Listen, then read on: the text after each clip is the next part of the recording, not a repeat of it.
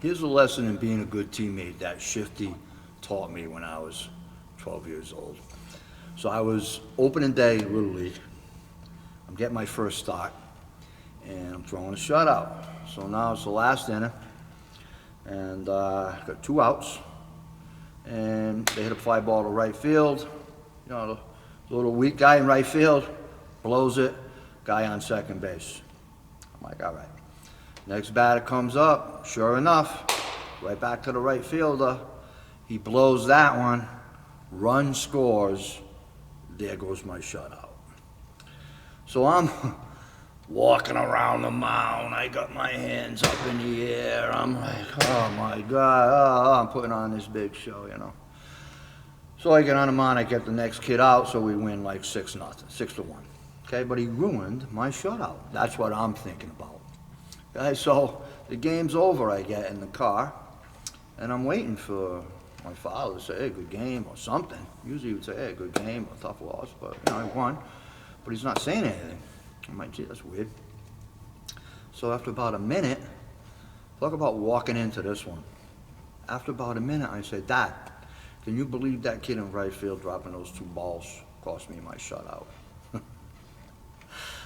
It was like, okay, I can remember this like it was yesterday. He was just driving, looking straight ahead, and I'm sitting in the front seat, and he's just looking straight ahead, and just in a monotone voice, he said, if you ever treat a teammate like that again, you'll be done for the year. You do not upstage a teammate like that. You do not treat a teammate like that. You never made an error. You never did that. I'm like, well, not 2 in a row.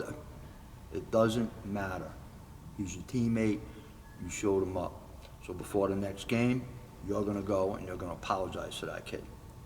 And if I ever see it again, you're going to be done for the year. And that was a day where I was like, wow, yeah. So as a coach, that was something that really stuck with me.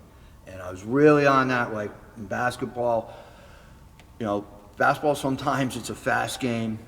Guys can interact in a certain way, but you got to make sure that you don't show up your teammates, that you're a good teammate.